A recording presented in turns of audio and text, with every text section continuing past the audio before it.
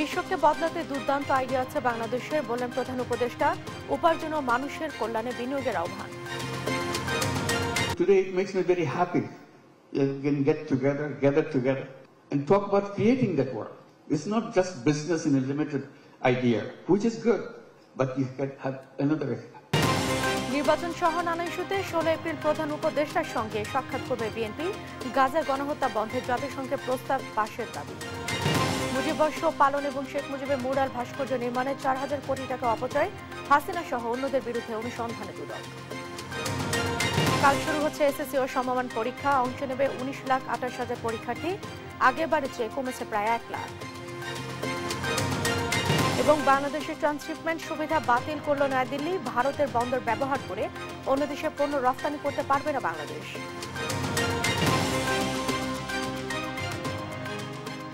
সংবাদ রাতে দেখছিলেন, সংবাদ শিরোনাম, সঙ্গে আছে আমি জেসিকা বেদিন।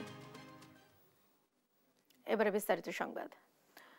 অর্থ উপার্জনের খুশির সঙ্গে সঙ্গে মানুষের জন্য কিছু করতে চাইলে বাংলাদেশে বিনিয়োগের আহ্বান জানিয়েছেন ডক্টর মোহাম্মদ ইউনূস। বলেন, বিশ্বকে পাল্টে দেবার মতো দুর্দান্ত কিছু আইডিয়া বাংলাদেশের আছে। শূন্য বেকারত্ব, শূন্য দারিদ্রতা, শূন্য কার্বন নিঃসরণ বিশ্বের কোনো সরকার নয়, তা ব্যবসার মাধ্যমে সম্ভব বলে জানান ডক্টর ইউনূস।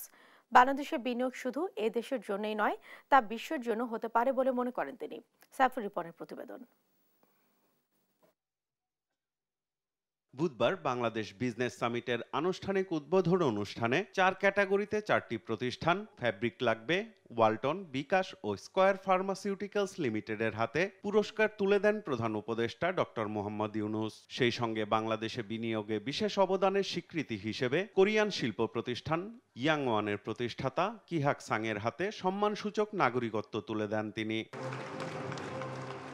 স্বাধীনতা লাভের পর চরম দারিদ্রতার মধ্য দিয়ে যাত্রা শুরু করা দেশে ৭৪-এর দুর্ভিক্ষে ব্যাপক প্রাণহানি ঘটলেও ২০২৫ সাল পর্যন্ত এই স্বল্প সময়ের বাস্তবতা তুলে ধরতে গিয়ে আবেগ আপ্লুত হয়ে পড়েন প্রধান উপদেষ্টা।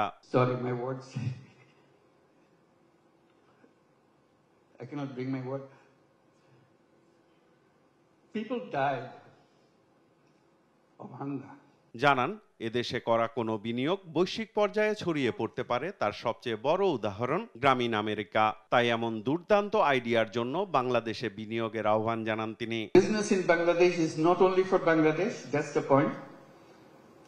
It could be for the whole world.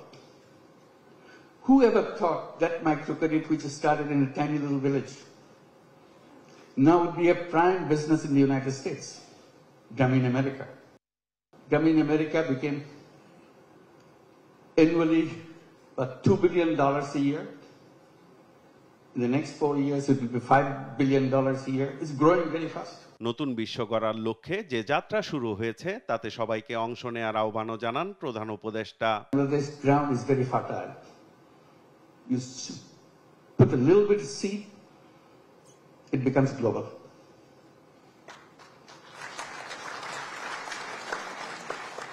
I wish I could tell all the stories that happened in Bangladesh, but I get very tempted, but they're all here. Talk to them, find out. And we welcome you to join us with that mission, creating a new world for the whole world. নতুন প্রজন্মের বাংলাদেশ গড়তে তৃতীয় প্রজন্মের তরুণরা যে কাজ করছে সেখানে নারীর অংশগ্রহণ বাড়ানোর তাগিদও দেন doctor Mohammad Yunus. We have to talk third generation a little bigger, boys and girls. Somehow in entrepreneurship in the past, women left out. We have some, but very few. But women are as creative, as entrepreneurial as anybody else. Saiful Ripon, দেশ TV, Dhaka. প্রধান উপদেষ্টা professor doctor Mohammad ইউনূসের সঙ্গে সাক্ষাৎ করেছেন বাংলাদেশে নিযুক্ত যুক্তরাজ্যের বাণিজ্য দূত ব্যারনেস রোজি উইন্টারটন। বুধবার রাষ্ট্রীয় অতিথি ভবন যমুনায় অনুষ্ঠিত বৈঠকে বাংলাদেশের স্বাস্থ্য সেবা শক্তিশালী করতে যুক্তরাজ্যের সঙ্গে বৃহত্তর সহযোগিতার আহ্বান জানিয়ে প্রধান উপদেষ্টা বৈঠকে উভয় পক্ষের দ্বিপক্ষীয় সম্পর্ক গভীর করার প্রতিশ্রুতি পুনর্ব্যক্ত করেন এবং ব্যারনেস উইন্টারটন দুই দেশের মধ্যে দীর্ঘ ও বিশ্বস্ত ইতিহাস স্মরণ করেন। এছাড়াও বর্তমান সংস্কার এজেন্ডায় যুক্তরাজ্য সরকারের সমর্থন প্রকাশ করেন তিনি। এ বৈঠকে বিডার চেয়ারম্যান চৌধুরী আশিক মাহমুদ বিন হারুন ও এসডিজি সমন্বয়ক লামিয়া মোর্শেদ উপস্থিত ছিলেন।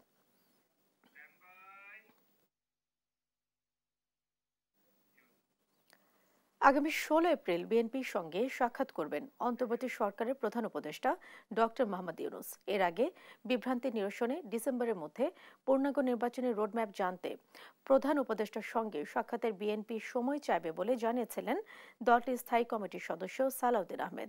আর অবিলম্বে জাতিসংঘে বিল এনে ইসরায়েলি গণহত্যা বন্ধ করার উদ্যোগ নেওয়ার আহ্বান জানান বিএনপির যুগ্ম মহাসচিব শহীদ উদ্দিন চৌধুরী আনি। নিয়াজ মোর্শেদের প্রতিবেদন। জাতীয় প্রেস ক্লাবের সামনে বুধবার সকালে ইসরায়েলি গণহত্যার প্রতিবাদে বিক্ষোভ সমাবেশ করে জাতীয়তাবাদী ওলামা দল। এতে অংশ নিয়ে বিএনপির যুগ্ম মহাসচিব শহীদ উদ্দিন চৌধুরী এনি বলেন, ঐক্যবদ্ধভাবে ফ্যাসিস্ট হাসিনাকে তাড়ানো হয়েছে, একইভাবে বিশ্বজুড়ে প্রতিরোধ করে ইসরায়েলি গণহত্যা বন্ধ করতে হবে। জাতিসংঘ, বিশ্ব বিবেক, মুসলিম উম্মাহ, পশ্চিমা পরাশক্তি এবং গণতান্ত্রিক দেশসমূহ সবাই মিলে এক বাক্যে একযোগে প্রতিবাদকে আরো কড়া করতে হবে এবং ইসরায়েলকে নিষিদ্ধ ঘোষণা করতে হবে।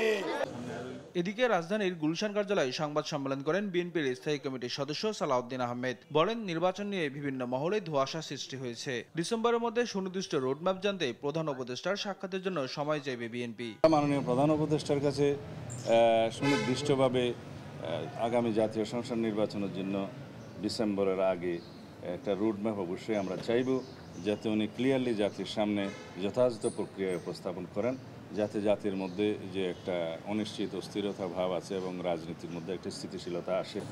ঐক্যমত্য কমিশনের প্রস্তাব আর সংবিধানের ধর্মনিরপেক্ষতা রাখা বা না রাখা নিয়ে প্রশ্নের জবাবে তিনি জানান, মূলনীতিতে পঞ্চদশ সংশোধনীর পূর্বাবস্থা পুনর্বহাল চায় বিএনপি।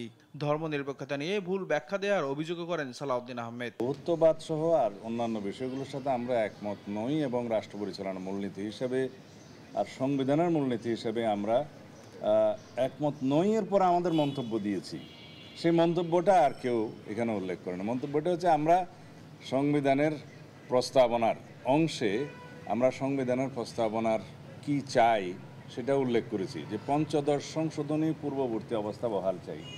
এছাড়া জাতীয় সাংবিধানিক পরিষদ বা এনসিসির মাধ্যমে জরুরি অবস্থা জারির বিধানসহ রাষ্ট্র পরিচালনার নানা ক্ষেত্রে অনির্বাচিত ব্যক্তিদের হাতে ক্ষমতা দেওয়ার প্রস্তাবকে বিএনপি সমর্থন করে না বলেও জানান দলটির অন্যতম এ নীতি নির্ধারক। নিয়াজ মোর্শেদ, দেশ টিভি, ঢাকা। জুলাই গণ অভ্যুত্থানের হত্যা চেষ্টা মামলায় যাত্রাবাড়ী থানার সাবেক ওসি আবুল হাসানকে 3 দিনের রিমান্ড দিয়েছেন আদালত। অন্যদিকে ধানমন্ডিতে শামীম হত্যা মামলায় বেঙ্গল গ্রুপের চেয়ারম্যান ও সাবেক সংসদ সদস্য মোর্শেদ আলমকে গ্রেফতার দেখিয়ে কারাগারে পাঠানো হয়েছে। এদিকে একাধিক থানায় মামলায় গ্রেফতার দেখানো হয়েছে সাবেক প্রধানমন্ত্রীর উপদেষ্টা, মন্ত্রী, সংসদ সদস্য ও সাবেক আইজিপি সহ বেশ কয়েকজন প্রভাবশালীকে। তন্দ্রা তারুণ্যের রিপোর্ট। জুলাই গণ অভ্যুত্থানের মঞ্জুরুল হাসান জিসানকে হত্যা চেষ্টা মামলায় যাত্রাবাড়ী থানার সাবেক ওসি আবুল হাসানকে 3 দিনের রিমান্ডে পেয়েছে পুলিশ। বুধবার সকালে Dhaka metropolitan magistrate GM Farhan ইশতিয়াকের আদালত এই আদেশ দেন। এদিকে একই দিনে রাজধানীর বিভিন্ন থানার একাধিক মামলায় গ্রেপ্তার দেখানো হয় আওয়ামী লীগের শীর্ষস্থানীয় নেতাদের। তালিকায় আছেন সাবেক প্রধানমন্ত্রীর বিনিয়োগ উপদেষ্টা সালমান এফ রহমান, সাবেক মন্ত্রী দীপুমণি ও আনিসুল হক, আমির হোসেন আমু, হাজি সেলিম, শমী কায়সার এবং সাবেক 2 পুলিশ প্রধান শহীদুল হক ও আব্দুল্লাহ আল মামুন। এই ধরনের যারা অবৈধ ব্যবসায়ী, দেশের হাজার হাজার কোটি টাকা, সর্বমোট প্রায় 20 লক্ষ কোটি টাকা তারা বিদেশে পাচার করেছে। অবৈধভাবে আমদানি রপ্তানি করে টাকা কামাবেন, এটা থেকে যেন ব্যবসায়ীরা বিরত থাকে। আজকের এই গ্রেপ্তারের মধ্যে দিয়ে জনগণের কাছে, দেশবাসীর কাছে এটাও একটি মেসেজ হিসাবে আমরা মনে করি। এদিকে ধানমন্ডি থানার হত্যা মামলায় বেঙ্গল গ্রুপের চেয়ারম্যান ও নোয়াখালী 2 আসনের সাবেক সংসদ সদস্য মোর্শেদ আলমকে গ্রেপ্তার দেখিয়ে কারাগারে পাঠান আদালত। এর আগে মামলার তদন্ত শেষ না হওয়া পর্যন্ত কারাগারে আটক রাখার আবেদন করেন মামলার তদন্তকারী কর্মকর্তা। পরে গণমাধ্যমের সঙ্গে কথা বলেন রাষ্ট্রপক্ষের আইনজীবী। বলেন, আওয়ামী লীগকে স্বৈরাচারী রূপ দেওয়ার পেছনে মোর্শেদ আলমের প্রত্যক্ষ ভূমিকা ছিল। আজকে যে আসামি মোর্শেদ আলম, সে এই মামলার এজাহারনামী আসামি। সরকারি পক্ষে প্রসিকিউশনের বক্তব্য রাখেন। উভয় বক্তব্য শোনার পর বিজ্ঞ আদালত তার জামিন আবেদন নামঞ্জুর করে তাকে সিডব্লিউ মূল্যে জেল হাজতে প্রেরণ করেন। অন্যদিকে রাজনৈতিক প্রতিহিংসার অংশ হিসেবে মামলা বলে দাবি আসামি পক্ষের আইনজীবীর। এজাহারের কোনো অংশে ওনার কোনো সম্পৃক্ততা, ওনার কোনো উনি অ্যাক্টিভলি কোনো পজিশনে ছিলেন না। আমরা বলেছি বিজ্ঞ আদালতে, বিজ্ঞ আদালত উনি শুনেছেন, বিজ্ঞ আদালত সন্তুষ্ট হয়ে জামিন আবেদন নামঞ্জুর করে আসামিকে জেল হাজতে প্রেরণ করেন।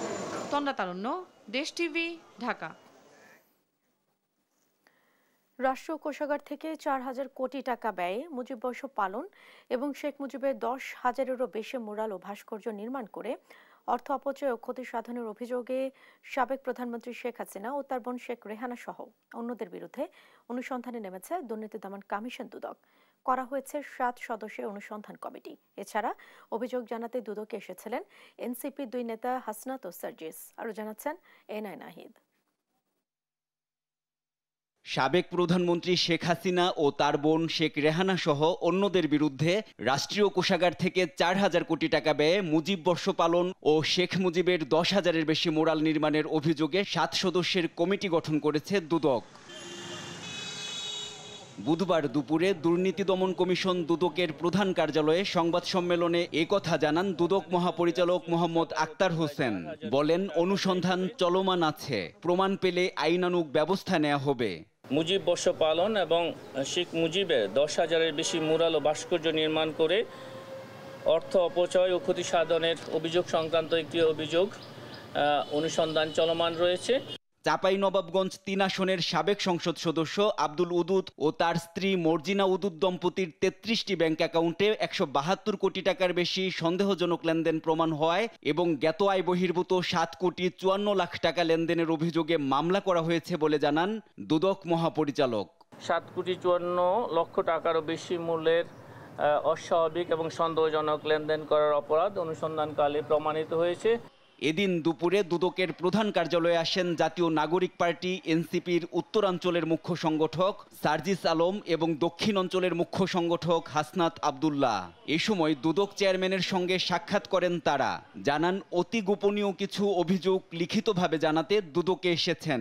এই দুদককে ব্যবহার করেই কিন্তু অনেককে সাম্রাজ্য তৈরি করতে সহযোগিতা করা হয়েছে, একদম কালো টাকার। আবার অনেক ভালো মানুষকে এটার মধ্যে দিয়ে বছরের পর বছর ধরে ভোগান্তিতে রাখা হয়েছে, অস্বস্তিতে রাখা হয়েছে। তো সেই জায়গা থেকে আমরা চাই দুদকের মতো ফাংশন করুক। এদিকে দুদকের পক্ষ থেকে জানানো হয়েছে, কক্সবাজার 2 আসনের সাবেক সংসদ সদস্য আশেকুল্লাহ রফিক ও তার স্ত্রী শাহেদা নাসরিনকে দেশ থেকে নিষেধাজ্ঞা দিয়েছেন আদালত। এনআই নাহিদ, দেশ টিভি, ঢাকা। দেখছেন সংবাদ রাত। বাণিজ্য উন্নয়ন ও বিনিয়োগ বৃদ্ধিতে কোনো রাজনৈতিক মতভেদ থাকা উচিত না বলে মন্তব্য করে বিটা নির্বাহী চেয়ারম্যান চৌধুরী আশিক। বুধবার রাজধানীর একটি 5 তারকা হোটেলে সংবাদ সম্মেলনে তিনি কথা বলেন দেশে ফ্রি ট্রেড জোন স্থাপনের কথা চিন্তা করছে সরকার। বিস্তারিত জানাচ্ছেন মোহাম্মদ আলাউদ্দিন। দেশে বিনিয়োগ বৃদ্ধির লক্ষ্যে 4 দিনব্যাপী বিজনেস সামিট 2025-এর আয়োজন করেছে বাংলাদেশ বিনিয়োগ উন্নয়ন কর্তৃপক্ষ বিডা। এতে 40টি দেশের 6 শতাধিক বিনিয়োগকারী অংশ নিয়েছেন। আয়োজনের মূল লক্ষ্য দেশি বিদেশি বিনিয়োগকারীদের আকৃষ্ট করে বাংলাদেশের অর্থনীতির চাকা আরও সচল করা।